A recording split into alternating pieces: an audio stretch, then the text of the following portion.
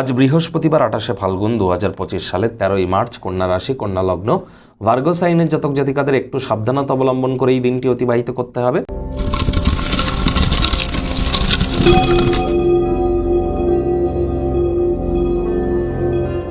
ভিডিওটির শুরুতেই স্ক্রিনে আপনারা দেখতে পাচ্ছেন দেবগুরু বৃহস্পতির বীজ মন্ত্র ওম গ্রাং গ্রিং গ্রৌং স গুরাবে নমঃ। এটি সকাল দুপুর সন্ধ্যা 3 বেলায় 108 বার জপ করুন, না অত্যন্ত উপকৃত হবেন।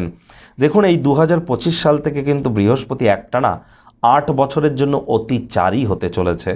অতিচারী হওয়ার অর্থ কি? সাধারণত বৃহস্পতি বছরে একবার রাশি পরিবর্তন করে। এই 2025 সালেই তো বৃহস্পতি তিনবার রাশি পরিবর্তন করতে চলেছে। যেমন 14ই মে বৃহস্পতি রাশি পরিবর্তন করবে, তারপরও কিন্তু দুবার রাশি পরিবর্তন করবে। অত্যন্ত গুরুত্বপূর্ণ প্ল্যানেট হতে চলেছে এবছর বৃহস্পতি মঙ্গলের বছরে। যারা দীক্ষা নেননি তারা দীক্ষা গ্রহণ করার চেষ্টা করুন।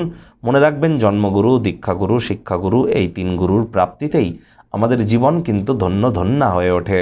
আজ পারলে নিরামিষ খাদ্য খাবার খান, সাত্ত্বিক জীবনযাপন গ্রহণ করুন, হলুদ রঙের বস্ত্র পরিধান করুন, হলুদ রঙের বস্ত্র সামগ্রী হতদরিদ্র গরিবদের মধ্যে ডোনেট করুন। এটিও কিন্তু আপনাদেরকে বহুলাংশে উপকৃত করবে। ভাগ্যমিটার আজ আপনাদের বলছে 2.5 আউট অফ 10, ভাগ্য আপনাদের অনুকূলেই থাকবে। দেখুন, কোনো নেতিবাচক বা নেগেটিভ কথাবার্তা বলতে কিন্তু আমাদেরও ভালো লাগে না, তবে গ্রহ নক্ষত্রের হেরফের অনুযায়ী ইন জেনারেল ডেলি প্রেডিকশন আমরা প্রস্তুত করে থাকি। যাদের চন্দ্র রাশি কন্যা অর্থাৎ মুন সাইন, যাদের ভার্গো, এই গণনা তাদেরই অধিকাংশ ক্ষেত্রে খাটবে।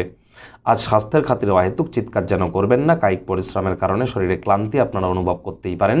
ওজন বুঝে ভোজন গ্রহণ করুন, রাস্তাঘাটে সাবধানে গাড়ি ঘোড়া চালান। অর্থগত ব্যাপারে ব্যয়বহুল একটি দিন, খরচ বাড়বে। নতুন উদ্যোগ পরিকল্পনার পাশাপাশি নতুন নির্মাণ কার্যকে আজ পিছিয়ে দিন। ভ্রমণ কারোর ক্ষেত্রে ক্লান্তিকর প্রমাণিত হলেও আর্থিকভাবে ফলপ্রসূ হতে পারে। কাজের জায়গায় সব কিছু আপনাদের পক্ষেই থাকবে। বস কলিগদের সাথে ভাব ভালোবাসা বাড়বে। তৎসত্ত্বেও বলবো, কম কথা বলে কাজ বেশি করবেন। রাজনীতিবিদ যারা আছেন, জনসংযোগ বৃদ্ধি করুন। কঠোর কায়িক পরিশ্রমের কোনো বিকল্পই কিন্তু নেই। শিক্ষার্থী বিদ্যার্থীদের পড়াশোনায় মনোযোগ আরও বৃদ্ধি করতে হবে।